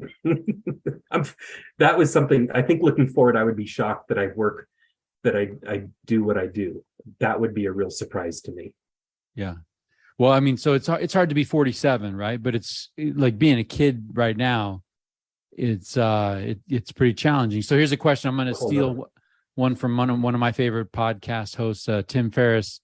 He's got this idea of if you could have a billboard that the whole world could see, what would you put on the billboard? So for you, Nick, if you could have a message that every teenager could see, what would it be? Sorry to leave the script and hit you with a big one, but you work with kids, you work with that age group. What would be your message? Well, I could like I want people like, you matter and you have power, I think is something I would want them to know. But I think I would have to struggle against the billboard.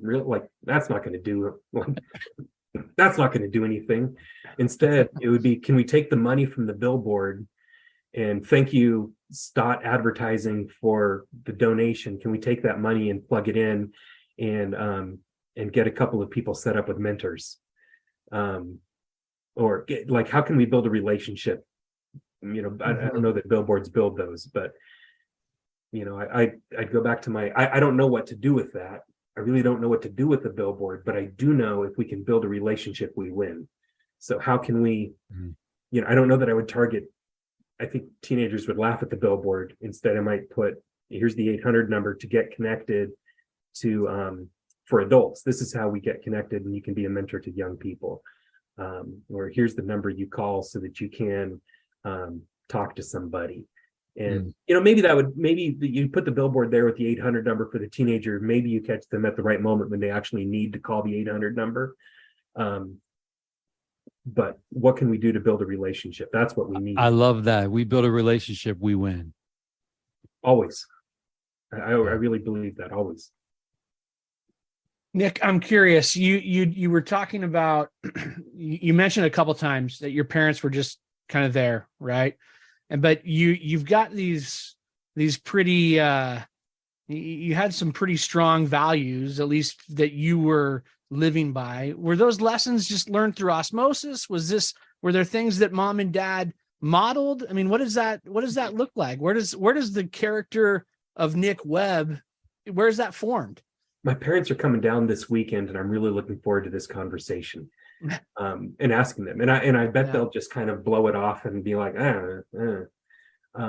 because I think that's it. It was just there. Now, my parents were also engaged in the community. My dad was on the planning commission. They started a nonprofit, a music nonprofit, to put on concerts and to put up musicians in town that wouldn't otherwise have come here. They did those. So I got to watch them do some of those things as well. And they both worked really hard. But for the most, like, they really pushed independence on us without telling us that. Like, they never told us, I want you to be an independent person, or if I've done my job right, you grow up to be a strong, independent person. But everything we did was kind of that direction, was building those things. I remember on my 13th birthday, I went fishing with my dad. His boss took both of us on a drift boat down to Sacramento on my 13th birthday. And he was giving my dad a hard time about, hey, it's your son's 13th birthday. You're going to give him the talk. You're going to do that. And my dad's like, we don't do the talk. Like, there's no lecture here. I don't do that. And the guy's like, you got to do it. He's 13. And my dad's like, Nick, don't become a father before you're a dad, or the other way around. And he just kind of sighed and was like, if I have to give you straight advice. But my parents didn't do that. They instead, we just knew, like, here's how you do things. And maybe with the drinking, like, I go back to the drinking thing. It's a very small part of I still never had a drink of alcohol in my life. And it's not for religious reasons. It's just happened. I got a good streak. I love a good streak. You do like a good streak, man. But my parents didn't, there was alcohol in our house, but when they would get a 6-pack of beer in our fridge for people to come over and help, put new shingles on the chicken coop, that 6-pack would be there for 3 months. And, a lot of what I saw with my parents was just, this is how we are. And I guess maybe it is just osmosis. I look forward to asking them and putting them on. Well, and that kind of like, this is how we do things. You got it from grandma, you got it from your parents, right? Like, this is kind of the Webb way. Well, I think there's some power in that as well. I mean, it's interesting because I with my own kids, I want to, obviously I'm giving them verbal direction, right? We're talking about the important things, but in my mind, what they see me do is much more powerful than what they hear me say. And so, if I'm going to tell them something, I'm going to want to model that through my own behavior. And I'm hoping that my own kids are taking some lessons and they're becoming, having this moral foundation formed through watching, and I'm not crumbling the foundation by them watching, what I mean? But yeah, I think there's some power in that. 100%. Well, and there's the pressure of parenthood, right? Because a whole one slip could undo a whole lot of foundation work. Mm-hmm. Sure could. It kind of, and that goes to the nature of the quote, right? We don't come with a style. We don't come with a voice. We quickly look around at the people around us and we pick up a style. Yeah. We emulate. Yeah. Yeah. Interesting. Really interesting. Well, I'm curious too, Nick. So if given the, we've survived Y2K, we don't have flying cars. We've, we're there's that no Y2K portals. thing was a big disappointment. That was a huge letdown. That was a huge letdown. Yeah. Talk about a big letdown. But even given all that, right? Life is difficult, and things are tough, and people are going through some things. How do you deal with difficult things in your life? There's times that I think I'd respond and say, like, not well. It's hard. Like, there's times when I look at our community and I'm like, oh man, this is tough. How do I live here? But one real answer, like, it feels like a cheat code to have this relationship thing on the side and just say, go back to relationships. I don't lose with relationships.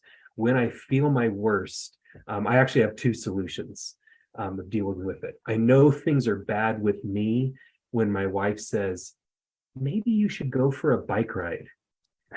Like that's like, oh, I'm dark. We need to get a streak going again. My wife says, maybe you should, but it's true. I always feel better if I go ride a bike. And it's not just, it's get outside, it's breathe real air, Right. It's stress your body a little bit, push something a little harder, see something, find your own power. Like I can put a bike is different than going on a motorcycle is cool. I have one. It's neat. It's fun. But there's something about I put myself from here to here. I put myself up that hill. There's something about even like the physics, the gyroscopes of these wheels that keep you upright. You can feel the road, you can smell it, you can see all around you. I'm always better if I go for a bike ride. So that's one. And being outside and being in trees, that really helps. But the other is, and I'm busy enough and I've got kids. I don't have a ton of friends, but I've got a good list of people that I can call and the conversation picks up wherever it left off before, even if it was a year ago. I could call I mentioned my friend Kim Keller, that gave me that call when I was a freshman in college. I probably haven't talked to her and she was in my wedding. We've been around for pivotal moments. I probably haven't talked to her in a year, and I'm saving it for when I need it because I know I can call her and we'll just start where we left off. But we'll have all new stories from the last year. And having a relationship, I can call Ty, my buddy Ty that introduced me to my wife, and literally he'll just pick up the phone and say, "Hey buddy, I was reading this book the other," like there's not even any need for pleasantries. He'll just go, "Hey buddy, I was reading this book the other day and there's this thing that I think you'll be interested in," or whatever. And I'm lucky to have those people that are a phone call away, even if one's in Ashland and one's in Columbus, and my friend Ray in Las Vegas. Having those connections where there's a person and you've got this basis, this safe foundation basis where you can just pick up and go. I love that. Yeah. So this might be a challenging question, so I apologize for it, but I admire. I want to point out you've said that a few times tonight, Mike. Well, we give you a document like, "Hey, here's the thing to prepare you," and then we completely leave it, right? That's fine. But Nick, you and I have hung out in some stressful situations, and I am amazed at your inner peace or balance, and I'm just wondering where that comes from, because straight up old man wisdom has come out of your mouth, and you're not an old man. And there are trying times, and when the mic goes to Nick Webb, something comes out that gets people thinking and has a calming effect on some things. And I admire that. And every time I have that experience with you, I just wonder, what's going on with this Nick Webb, right? What does that look like? Is that a meditation? Is that a vigorous reader? Like, where does that come from? No, nothing good like that, Mike. Well, thank you for that. That's really meaningful to me. The best compliment I've had in my entire life was in a steering committee meeting for Leadership Reading. It was someone's last day. She was leaving the steering committee and she was saying thanks to a couple of people. And she stopped and she said, Nick, you don't talk a lot, but every time you do, I know we need to listen and it's important. And I'm like, and then she went on to the next person. I'm like, that's the nicest thing anyone's ever said about me. Maybe there's not enough. That. Yeah. That's what I'm trying to say. Okay. And that was really meaningful to me. There was a time, when I was 18 or 20, when I wanted to get a tattoo, and I'm like, I want to get the kanji, the Chinese symbols for diplomat. And I'm really glad that didn't happen. But yes, Mike. Yeah. But that was something that would be kind of low on the spectrum of cool for tattoos and things. Maybe, but I'm like, back in the day, people were getting those things, and I'm sure they all say something like, Big Mac, or instead of whatever they think they say. So I'm really glad I didn't, because I'm certain that whatever they actually had put on me wouldn't have been diplomat.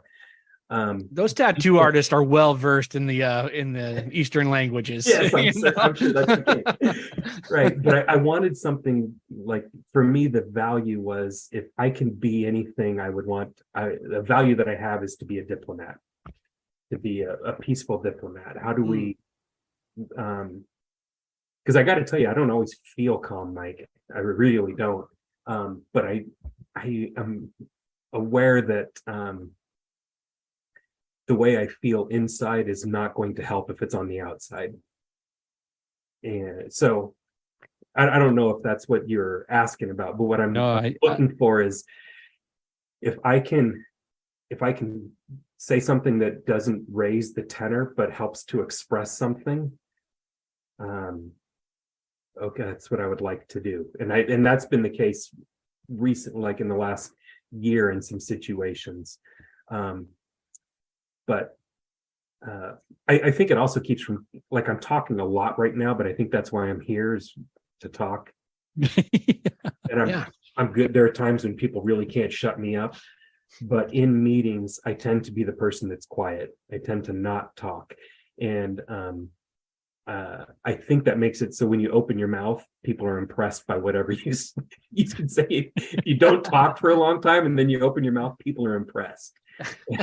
There's a life hack right there, Tyler. I know I remember my sister telling me that when she was in high school, none of her friends had ever heard her curse, and someone did something and she let loose with one word and everyone froze, and it carried such weight. And I'm like, yeah, that's it. Like, maybe we just lay low so that when we do have say something, it actually lands. Well, it works. And I think that diplomatic, that peacemaker quality has definitely come through in the situations that I've seen you in. I'm glad. And it's commendable for sure. Thank you. What are you afraid of? I'm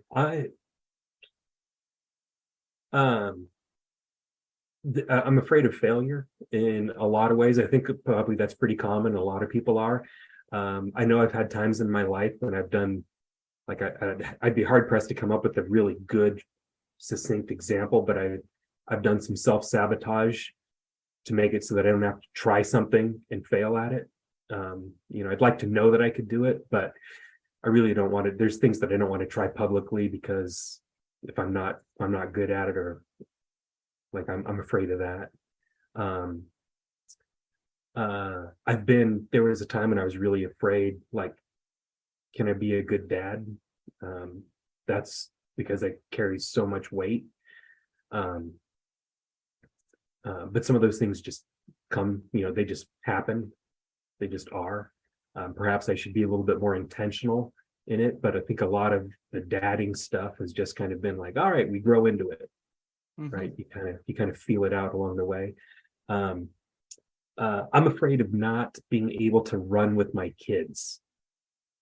Right. I don't end up with the time to have the physicality that I used to, and I need to be in better shape. And I'm like, I can keep up with my kids today, but man, they're growing rapidly. And unless I start taking that more seriously, I'm not running with my kids. A losing proposition. Oh man. Yeah. And I don't know if it's 2 years or 3, but they're going to kick my butt real soon. And I need to be able to be, I need to be able to be with them physically. That's like a legit fear that I don't say out loud much, is not being able to keep up with my kids.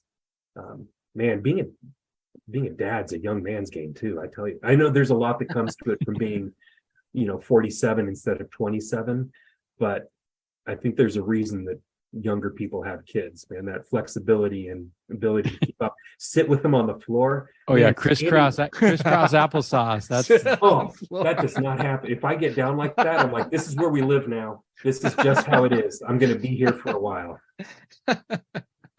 Oh man, I love that. What is being a dad teaching you these days? What are you learning from your kids? Some patience. They are reintroducing me to curiosity. Curiosity has always been important. My family's when Abby first moved here and she had dinner with family, whether it's my parents and my siblings or aunts and uncles, she's like, man, you guys talk about things, like real things. And I'm like, yeah. She's like I've never been at a table where people bring up like science facts things from a science journal. And I'm like, well, yeah, I mean, my grandfather was a soil scientist and an uncle is an astronomer. We talk about that stuff. It's interesting. Why wouldn't you? But along the way, we get bogged down in our life, and they have reintroduced me to being curious about everything. Let's go examine the tadpoles down in the pond. Dad, why don't bicycles fall over? I'm like, oh man, that's a really good question, Julian. Gyroscopes and like, how far do we want to get in? They've reminded me to think about the world we live in, our physical world, our metaphysical world. Like to be open, not just think about the stuff that is my job or are my hobbies or is the meeting I have to go to, but everything around us. Dad, what's that cloud? Well, which part of that do you want to unpack first? Why doesn't that cloud fall out of the sky? It's a very good question. Let's talk about it. Yeah, Tyler, our good friend Brian Beasley once shared with me, like they did some research on it, and like kids ask, a couple hundred questions in a week, and an adult our age asked like 8. Yeah. That's terrible. We just go through life, and we're somewhere along the line we've learned, unfortunately, to stop asking questions and to stop being curious. And that's one of the things that this podcast has kind of added to my life, is just a natural curiosity of the story of the person next to me. Right? I get on an airplane, it's like, talk to me. Right? Where are you coming from? Do you still do that on a plane, Mike? Oh yeah. I'm talking the older I get, the more I'm resembling that dad in the Progressive commercials where like I'm talking to strangers in elevators and people are like, we're not supposed to do that. Like, there's some social customs. Like, no, I'm kind of I'm inherently curious now, just from what I've learned talking to people through this outlet here. I need to get back to that. I used to talk to everyone on an airplane, and now it's too easy to like stick earbuds in and listen to a podcast. Mm-hmm. Well, I'm not against people listening to podcasts on airplanes. I want to clarify, but I learned my lesson. Right, I flew to. I have a friend Rajiv who's been on the show. We went out to visit his school in Calcutta, India, and I was on a 16. There were 3 flights, and one of them was a 16-hour flight. And I sat next to this person, and the whole time, I just kind of made some assumptions that they were not going to be speaking my language, so I didn't talk to them at all. And for 16 hours, like 7 movies later, right, we're about to get off, and I undo my seatbelt, and he says, "You big guy, next time, first class." I was like, we could have been talking this whole time, right? Like, sounds like he had some things to say. Yeah. So I'm trying to learn to be, to come at life with a little more curiosity. And kids are good. Kids are good at teaching that. Very much. That's too funny. Nick, we've spent some time. Time flies when we're having fun, I guess. But we've spent some time tonight, and you've mentioned a few people, right? We've talked about your wife, the relationship with your wife. You've talked about Kim Keller. You've talked about Ty. You've talked about Grandma Peggy. We're big in this space on honoring the people that have impacted our lives, and I'd love to give you a moment to honor any of those people that you haven't named that have made an impact in your life. Well, I've mentioned my parents, but I haven't said Bruce and Martha. and I know they're big in my life. I got a lot of encouragement from some teachers, but I think I was always just kind of the safe kid in school, and things just kind of went through. But in high school, Normetta Muir was a drama teacher, and I don't think I was special, but she made me feel it, and put me in some really neat situations and positions that stretched me. And my chemistry teacher, Roy Bergstrom, is amazing. Like those are two educators that were just dynamite for me. But this small group of friends that I see annually, maybe, Ty Sells in Columbus, my buddy Ray Lozano, who's now in Las Vegas, Kim Keller in Ashland. Those are three people that have just been fundamental to some of them sort of moving me forward. Kim picked me out and put me in positions that were really amazing in college. And then Ty, as the lead trainer for Youth International, had me do the youth training. I was the youth trainer for their conference in Southern California every summer for 5 or 10 years. And whether it was those small hinge moments that they provided, or this just long-standing support and solid foundation, those are people that were really important to me, moving from being a kid to taking the things that I did as a kid and allowing me to bring them into being an adult. So I owe them a lot for that. And that I can, like, it's so important to just have that person you can call and not apologize, like someone that you can call and you don't have to say, I'm sorry, I haven't been in touch for a year, where it doesn't matter. We're tight regardless. And that's not going to change. That's really fundamental for me. Hey, Nick, we talked developmental assets, and we've talked professionally about adverse childhood experiences and developmental assets and protective factors, and kind of big on this science of hope, right? This idea. Michael Burke's been on the show talking a little bit about what hope means. What gives you hope these days? I see it in young people, whether it's my kids or high school students. I'm really lucky. My day job is really hard. And it's a weird thing that we put together that we do. I kind of run like a continuation high school, but on a college campus.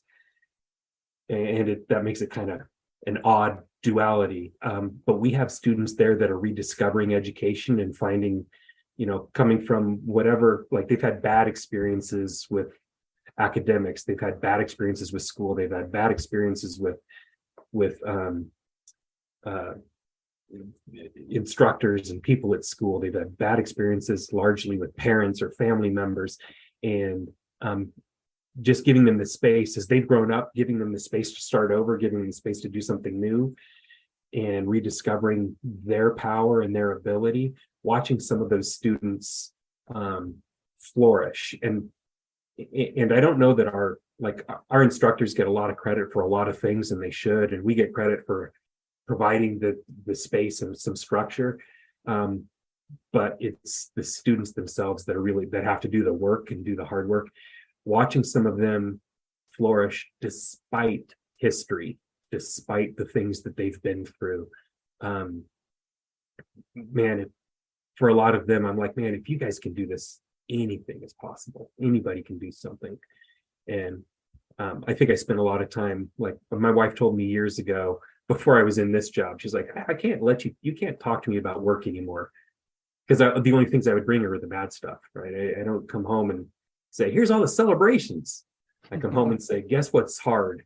And this stinks. But there's so much positive in it as well. There's so much good stuff there. And I think watching young people do well And it's amazing to me, man. My kids are, comparing where they are today and the things that they can do today to where they were, what their brains were doing a year or 2 years ago is amazing. But I'm like, I was, right before I was on here, 5 minutes before I was sitting in this chair, I was in there reading, working on their reader with them. And it's, hat. And that's amazing. Yeah. But it's also amazing to me that, like, dude, in like 7 years, you're going to be doing math that I can't do. Yeah. Like, that's that. If watching a human go from this to this and make those progressions, it feels like anything is possible. Yeah. If these, there's high school students that are thinking things in their economics class. I guess that's like 17-year-olds thinking things their economics class that I can't, my brain can't do. And that tells, like, there's anything is possible. There's got to be hope there. I love some of those things, those examples of things that give you hope. Gets me thinking about a quote that actually you and I experienced today. It's a Jeff Bezos quote, Tyler. I'll throw this out at you. Okay. What we need to do is always lean into the future. When the world changes around you and when it changes against you, what used to be a tailwind is now a headwind. You have to lean into that and figure out what to do, because complaining isn't a strategy, right? I love that thought of, like, if these kids, with everything they're dealing with all the adversity, with all the headwind that they have, if they can show up, if they can lean into it and stop complaining, right? Anything's possible. I kind of dig that. We've talked a little bit about leaning into adversity and the benefit that adversity has for us. And honestly, Nick, Shasta College changed my life. Did it? Yeah. Shasta College changed my life. I went in and I was a blaze of glory my first semester, and it was rough and it was terrible. I was not prepared for the independence. I was not prepared for the college lifestyle. I probably could have benefited from some of your youth to youth substance abuse things, but I made some changes, and Shasta College was there to give me a second chance and change my life. So I think you are involved in one of the greatest institutions in this country, that being our junior college. I really enjoy being. I enjoy the energy you get on a college campus, and yeah, it's a special. Nothing place. like it. Hey, I've got one more thing I want to talk to you guys about. Go. Let's do it. This is something that I've been thinking a lot about lately, and I missed it when you asked me how do you come out with something calm and peaceful, and maybe you use the word wisdom. I'm afraid to use that myself, but I've got something I want you guys to watch this later. There's a TED Talk by Catherine Schultz, and it's called On Being Wrong. If you just Google TED Talk On Being Wrong, you'll find it. Have you seen this, Mike? No. It literally, I've been wrong before, so it makes sense. I have too. It literally changed my outlook on so many things, and it's really, really helped me. And I rewatch it at least once a year in a hard moment when something's really got me torqued. I'll watch it, and it reminds me what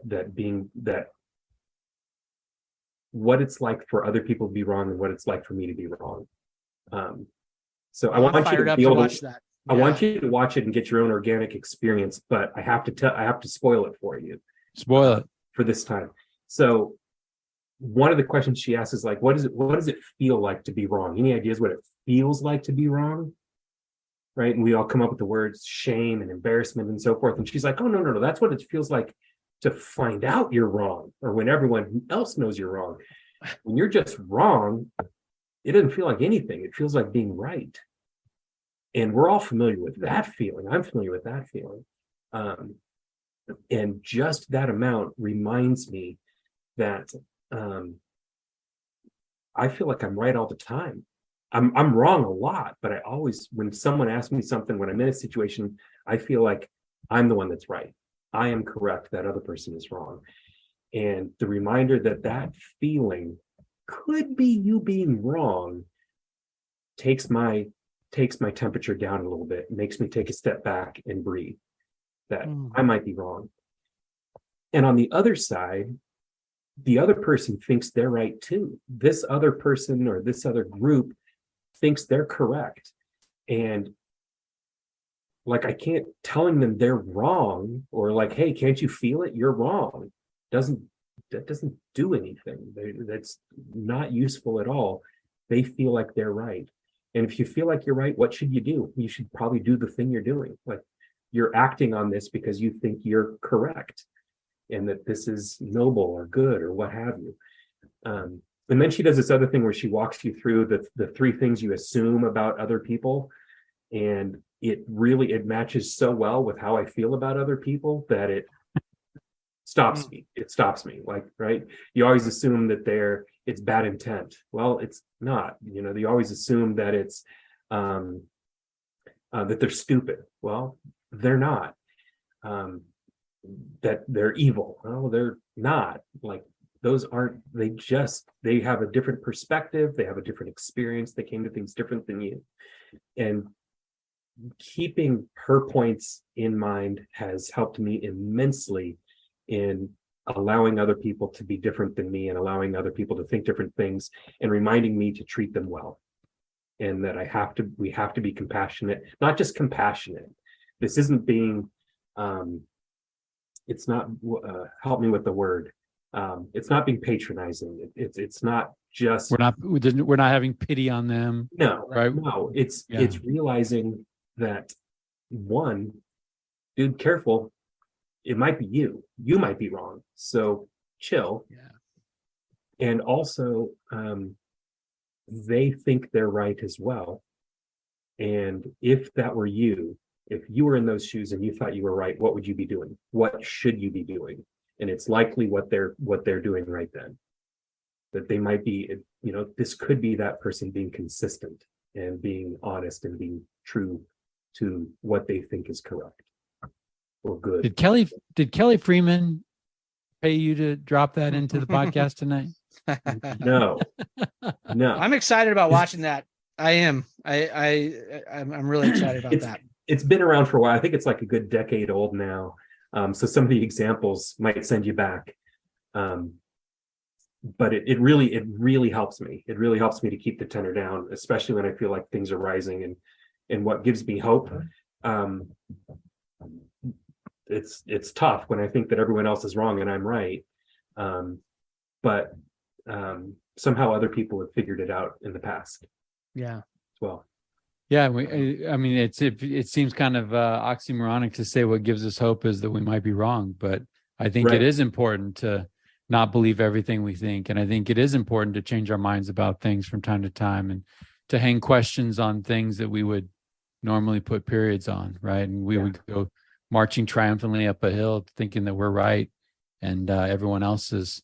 I can get into this, right? I mean, everybody's holding a sign, yelling something that they believe, and hoping that the yelling will change the minds of other people. It's like doesn't happen, right?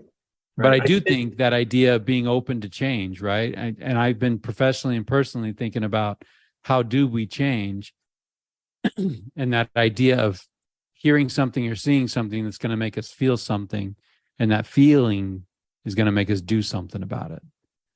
Right. That's how change happens. Change happens when we feel something and we do something to make a change. Change doesn't happen by talking. Right. Yeah. I've found a couple of things about how do you actually change people's mind, and it's really hard. But you know what the answer is? It's relationships. It's caring about that person and listening and being engaged with them, right? And creating that relationship. That's what that gives you space to change. It gives the other person space to change and gives them permission, and it gives you the, over time, it gives you the opportunity to give input to that person that might help them change. There's another great TED talk by a lady that I can't remember her name either. She was in the Westboro Baptist. She was raised in the Westboro Baptist Church, and she was their social media presence. She was the person that engaged with people. So she was the one saying all of these terrible things. And she is now married to a Jewish man.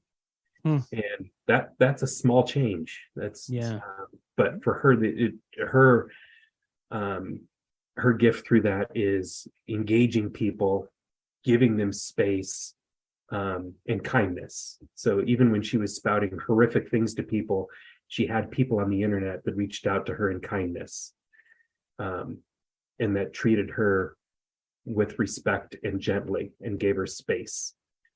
And eventually she was able to use that space to think about things differently. I love that. Hey, could you paint a picture for me, Nick? Can you paint a picture of a time, of a moment in your life where you were maybe taking a look around you, and you take a mental snapshot and think, right now, life is rich? Yeah. This last week, and add this to the list of things that I'm like, I never thought I would do, and that I couldn't picture myself doing even 6 months ago. Last week, we took the kids to Disneyland for 3 days. And give that guy a merit badge right there. That is twin boys. I love twin 6-year-olds. I love Disneyland, it, man. 3 days. I'm not a guy that wears the Disney t-shirts and that says, I want to go to Disneyland all the time. I have those friends, and it's not me. And I was my wife has been, talking this to me for probably the last 5 years. And, half the time it's joking, like, I'm going to take another friend. You're staying at home. I can't handle your negativity in Disneyland. You can't bleed all over my Disneyland trip with the boys. And because there's things about it that I'm just so opposed to at my core. The commercialization. I don't want to teach my kids to just want stuff and spending all this money on this thing, and these crowds and even the food, like all of this spending all this money on this food, like all of it. I could just go on and on and on about all this is terrible. But she gave me space to do it, and she put up with me in getting there. And we, like, when I was a kid, I was in 6th grade, and we went to Disneyland for 1 day, and that was the biggest gift we were ever getting. Like, that was huge. And we took our kids there for 3 days. Like, that's rich in a whole different, in like some traditional senses right there. And it was a big lift. That's the biggest like vacation we've ever done. But there were a number of times when we're just walking there, and the boys, I love doing that thing where you just reach down. I don't know if you can see, you just put your hands down and their hands just come to you. Mm-hmm. It's like you've got those, I don't know if you guys have seen those, the new magnetile things. No, yeah. Little weird shapes, and they've got magnets on them, and you just get them. And but their hands just do that. And there were a couple of times at Disneyland where I've got one guy on each side, and my hands just go down there, and that they don't even look, and your hands just go and connect, and then you can look at their face. And on the Nemo submarines, man, I looked over at Julian, and the look on his face as he's just leaning into this putting his whole head in the portal. Freaking magic. What's that? Magic, man. And he's held, his mom worked at an aquarium when she was in high school and college. Like, he's held and had starfish like crawl on his hands, but seeing that fake one there was just magical to him, because I'm in a submarine and I'm in Disneyland, and man, the feeling of their hands just go to you, and then seeing their faces. Like, Disney doesn't need me to do their promotion for him, but man, Disneyland was pretty magical last week. Yeah. And there were a couple of times when I'm like, this is, man, I've always said In-N-Out's the happiest place on earth, but man, Disneyland's putting in the running right now. Yeah. Well, Tyler, we might need a moment to compose ourselves because that took me to some places, right? Oh, Mentally. for sure. You remember when your kids' hands did that? Oh yeah. Yeah. I loved it. And now we do, but it's socially awkward because you're forcing it. Yeah. I look forward to that too. I really do. I'm going to be the biggest. I'm going to embarrass my You're kids. hugging your 18-year-old son in front of his friends. It's like it starts to get a little. Who cares? I like to holler out the "I love you," and then totally. I love you too. my kids still every day when I drop them off at school, I can still get down on my knees and both of my kids will give me a full-on hug and give me a kiss. And I keep wanting to say, like, my wife has said, like, hey, enjoy it while it lasts. And I want to tell my kids, this is never stopping. Oh, 100%. Like, I'm sorry, but when you're at college, I'm giving you hugs in front of your friends and I'm going to kiss you on the cheek and I don't care. Yeah. Amen, man. We just had this conversation. I came home when they were home for the holidays. I came home and hugged and kissed my wife, hugged and kissed my daughter, and came in to kiss my boy. And he's like, like, remember when we used to do that? He's like, yeah, we're good. Oh man, I've loved it. I've loved this, man. Thank you, Nick, for that. This has been a blast, man. We've, I one of the things that's a huge blessing for me is to be able to meet and talk to people I've never met before and feel like I just, like I know you. And I appreciate your honesty and your openness and the lessons that you taught tonight.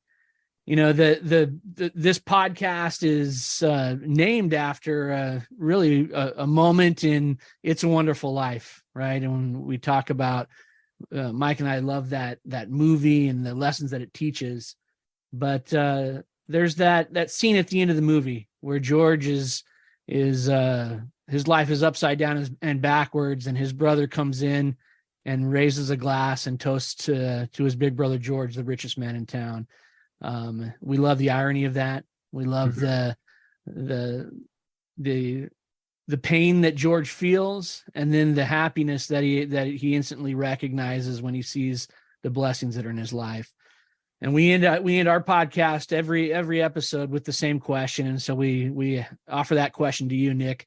What does it mean to you to be considered the richest man in town? I've been really lucky to be in this community. Like, I grew up here and I left and thought I'd never come back. And when I get to run into people that, go into something, walking down the street and run into someone that I haven't seen in a few years, but I knew when I was a kid.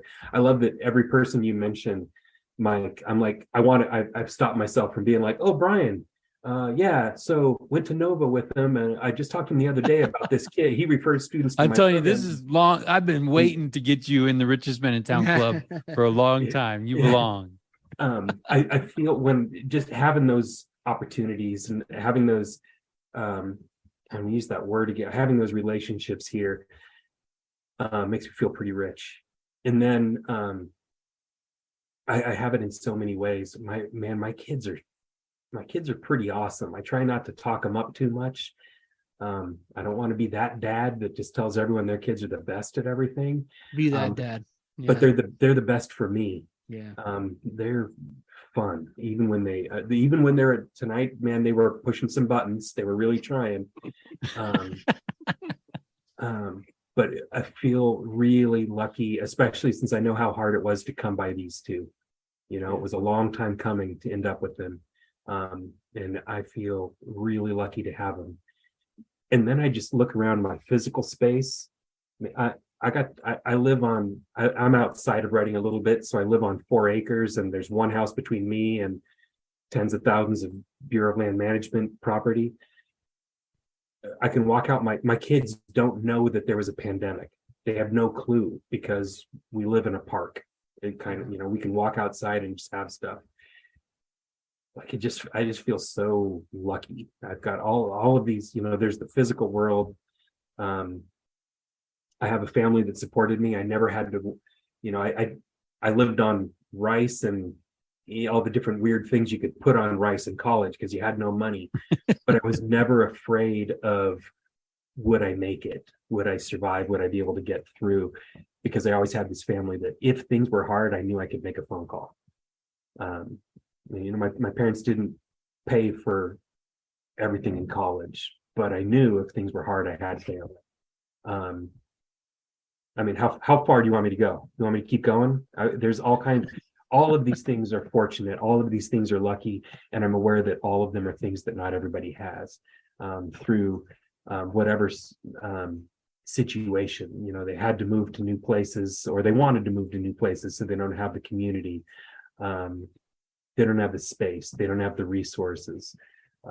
I'm pretty dang, and I was able to have these 2 kids eventually. It's hard to say that I'm not one of the richest.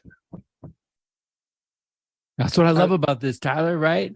I love about this. We got humble guys. It's like, hey, what do you think? I got this podcast called Richest Men In Town. What do you, and everyone's like, I'm not sure. What would I have to offer, right? And here we are 2 hours later. I got pages of notes about things that, hey, you've opened my eyes up to, Nick, in my own life, and those opportunities that I have to live better, right? To take chances, to do things differently, to change our thoughts, maybe to be wrong every once in a while. So I know that the folks in Tanzania are going to love this thing, Tyler. We're huge in Tanzania, Nick. Huge in Tanzania. Yeah, that's a Huge. target audience for sure.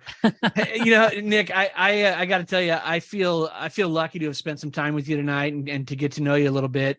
I'm grateful for the life that you're living. I'm grateful. When Mike tells me, there's somebody you got to meet and it's going to blow your mind. I don't quiz Mike at all. I say, let's turn it on and do this thing, because I trust that. And once again, that instinct was right. So I appreciate you. Hey, for those keeping score, yeah, Nick Webb was Mike's. Oh, okay. Yeah, someone's got a ledger somewhere, I'm sure, man. Yeah. So, but I appreciate you. We're grateful for you, and make sure you tell your wife that we appreciate her letting us borrow you for a couple hours tonight. Absolutely. So she knows. She would also say it's good for me. You guys are lucky to have. You guys are lucky to have this forum for yourselves. I'm sure. Through the pandemic, I really missed people, and I created for a short time. I had these little talking sessions out on the deck, and then it was just too cold. Like it was freezing. But pull together a couple of people and talk about what's good. Those connections are so valuable. Relationships, man. Yeah, this is a purely selfish venture. This started with Tyler and I, like, we don't know what we're doing. Let's get some people that we admire that maybe can teach us some things. And 120 something episodes in, going into 5th season, and we have been richly blessed by the conversations that we've had. And tonight is no different, man. Hey, Nick, I appreciate you more than you know. And I appreciate your leadership. I appreciate that piece that you bring in, that diplomacy that you bring in. And one day I'll get that tattoo. Yeah. Yes. And keep going, right? Keep going. Yeah. We're not done. There's work to do. Yeah. All right. Well, Nick, it's been great, man. We appreciate you, and you have a great night, man. That's the plan. All right.